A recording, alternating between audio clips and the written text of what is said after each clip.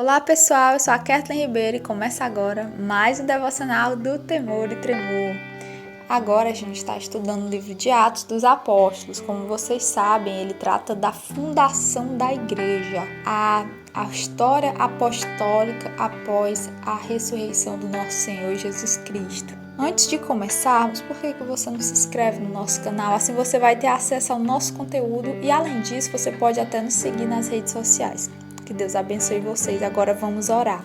Grande Deus e eterno Pai, concede-nos, Senhor, o brilho da Tua esperança, com a qual nós aguardamos a promessa dos bem-aventurados, a promessa que o Senhor tem dado à igreja, aquela herança, àqueles que serão feitos santos por meio do Teu Espírito, Deus poderoso.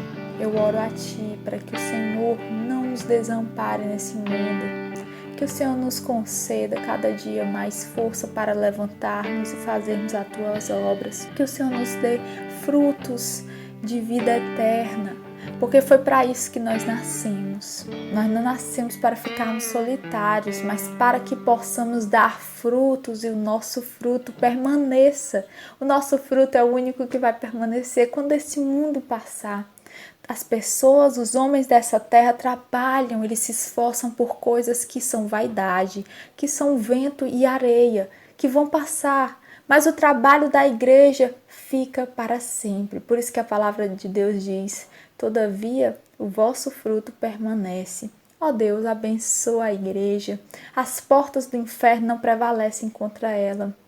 Nós iremos diante de Satanás e vamos amarrá-lo como um valente por meio do Espírito Santo e de maneira tal que nós venceremos as potestades, levando tudo cativo à obediência a Cristo, até que o Senhor venha e rompa dos céus e preencha cada centímetro desse mundo, porque a terra se alegrará na tua glória.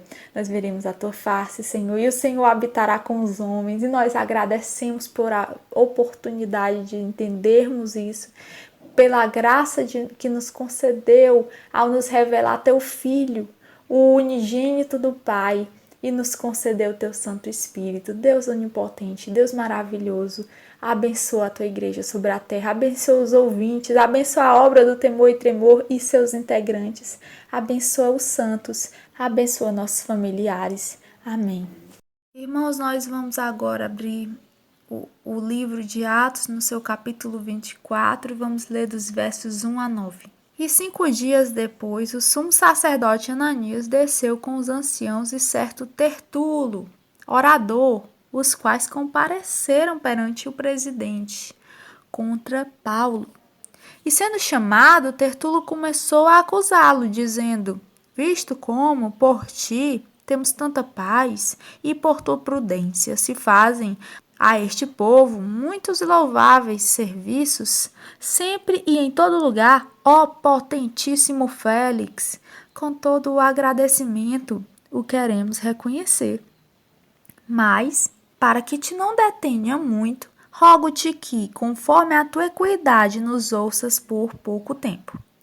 Temos achado que este homem é uma peste e promotor de sedições entre todos os judeus, por todo o mundo, e o principal defensor da seita dos nazarenos, o qual intentou também profanar o templo e, por isso, o prendemos.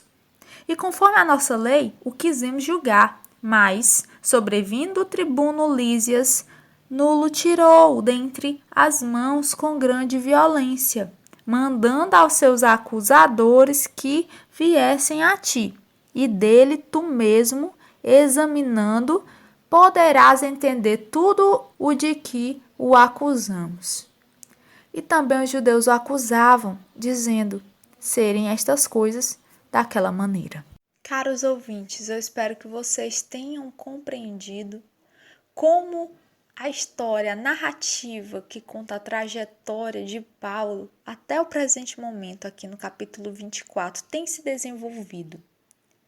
Como Paulo vindo a Jerusalém, avisado de antemão das coisas que lhe sucederiam. Diante do templo, foi acuado por uma multidão, o povo da cidade, que fez grande tumulto, de maneira que Paulo proferiu seu discurso em sua defesa, como nós já temos estudado.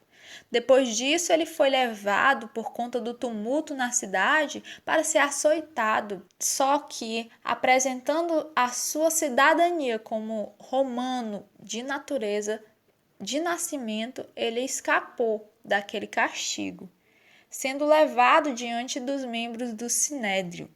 Sabemos que quando ele foi perante o Sinédrio, ele acabou dividindo o povo de lá, os representantes saduceus e fariseus, ao declarar-se a favor da ressurreição, o que não era crido pelos saduceus, de maneira que os fariseus simpatizaram dele, mas não os saduceus. Então eles se dividiram e começou outro tumulto lá, de maneira tal que tiveram de puxar Paulo e trazê-lo, porque alguns poderiam até matá-lo naquela algazarra.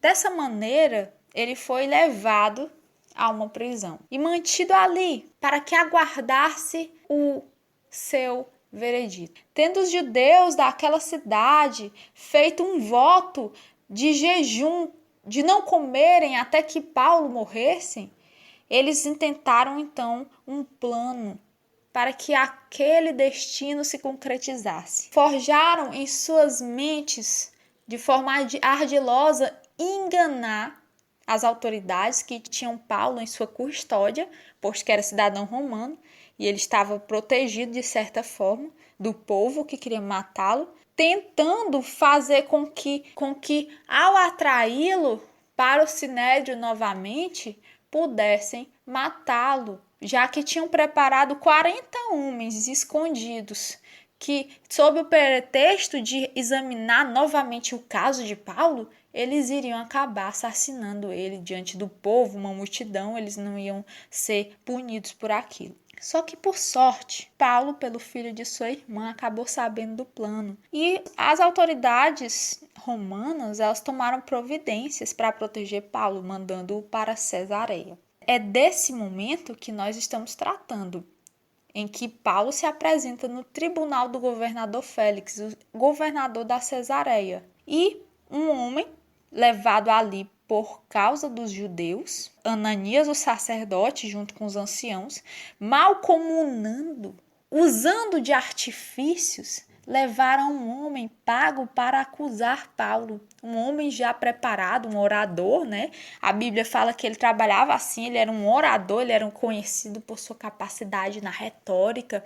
Então, os judeus foram munidos de muitos artifícios, de muitas ferramentas, né? No caso, a fala, a boa oratória, para que pudesse convencer o governador a matar Paulo. Aqui nós começamos a ver o desenrolar da situação.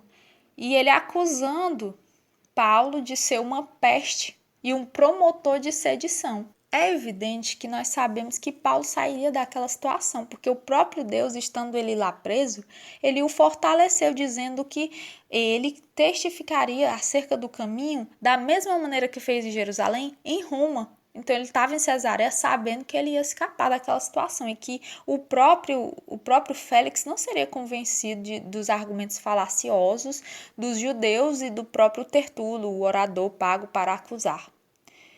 Mas o que acontece? Nós sabemos dessas coisas, nós sabemos da certeza que Deus deu a Paulo, só que nós sabemos que neste momento Paulo foi chamado ele foi chamado a testemunhar diante do governador, da autoridade que ali era constituída, tendo anteriormente testemunhado diante do povo, o povo de Jerusalém, em frente ao templo, na escada do templo, a escadaria, depois sendo levado ao Sinédrio, testemunhar ao Sinédrio. Aqui, Paulo é trazido para sua salvação diante do governador de Cesareia. Só que nós devemos atentar para a forma como Paulo é tratado aqui. Ele é chamado de uma peste e promotor de sedições. Além disso, ele é citado como principal defensor da seita dos nazarenos, que era chamado os cristãos, já que Jesus Cristo era de Nazaré. Paulo é acusado de mentiras, por exemplo, quando o Tertulo fala aqui, ele diz que ele tentou profanar o templo. Profanar o templo, a mesma acusação feita contra Cristo A mesma acusação feita contra Estevão, agora a mesma acusação é feita a Paulo. E nós sabemos que não é verdade. Nós também sabemos que ele não é uma peste. Embora a palavra de Deus muitas vezes fale que aqueles que são servos seus serão considerados um perfume para a morte, cheiro de morte para aqueles que perecerão, isso não torna, na verdade, os cristãos uma peste. Todavia, eles são a luz do mundo e o sal da terra.